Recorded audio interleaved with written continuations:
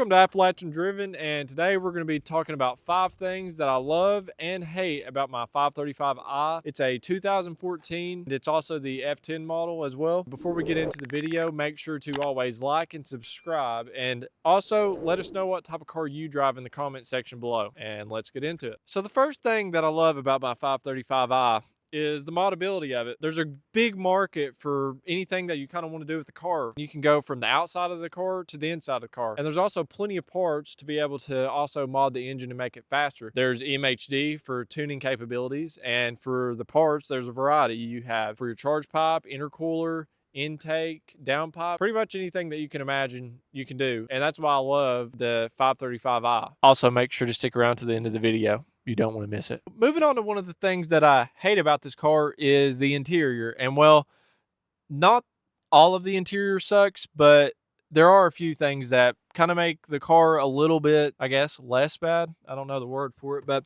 if you come here and look, one of the things that I hate about it is, well, the wear on this. You have wear right here. Even though it looks like you can clean that, you can't.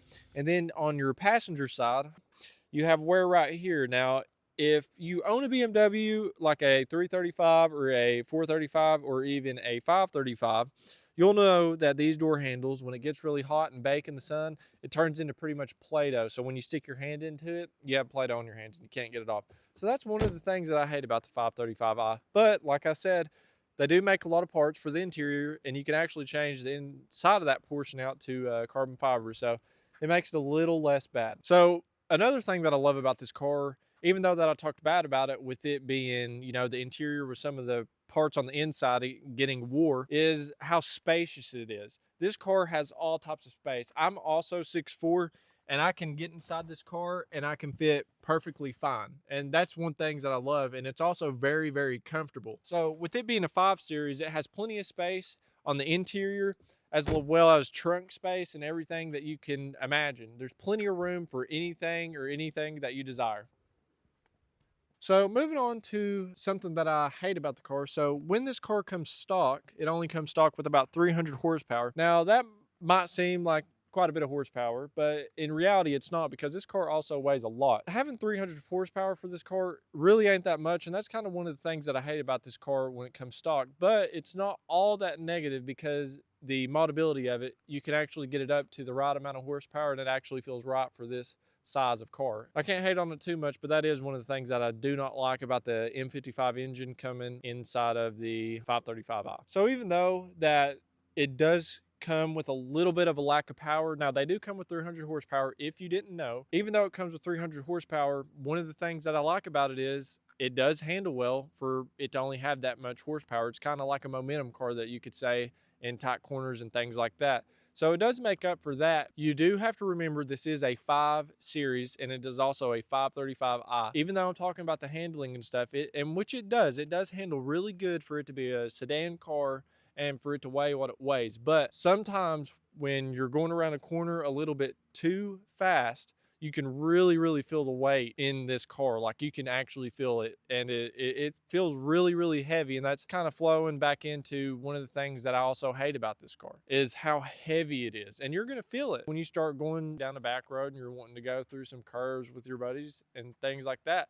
You're going to feel every bit of this weight, because this is a heavy car. Even though that it is a heavy car, now guess what? They do make parts. Going back to the Modability, they make parts for lowering springs, sway bars, and things like that to help to make it handle a lot better. So don't diss on it too much there. So one thing that I love about this being a 2014 535i is the affordability of it. Now, a lot of you all might think that it's not, or it's still an expensive car, but when you look at these, in all reality, this car was not that bad at all. You're looking at about $23,000. This was also a one-owner car, on top of it only having about 46,000 miles on it when I got it. And it was also a clean title, so you can't beat that. And it also had a really good track record of the service for it. And I think the affordability of these cars are good, to say the least. You're looking at buying a car that only has about 40 to 50,000 miles at the quarter of a price of what a brand new one costs. I've modded modded it, obviously. I've changed out a lot of parts on it. It's tuned and everything like that. And now it's up to 76,000 miles, and I've still not had any problems out of it whatsoever. And so it's been very reliable so far. And I've changed out the exhaust, added downpipes, and that kind of might go into a little bit of a negative. Now, that's kind of one thing that I don't like about the car, is that even though I've added a downpipe, changed the exhaust and things like that, it can grab attention that you don't want sometimes, which that can be a good thing or a bad thing depending on what type of person you are. Sometimes the exhaust does grab negative attention from law enforcement. They like to pull people over because of loud exhaust noises. Depending on who you are, it's preference, really. Also, if you're curious about what this car sounds like, I'll start it up for you now. I'll kind of show you what the negative attention kind of sounds like. Here, take this and then go to the exhaust back. Ooh, yeah, can do.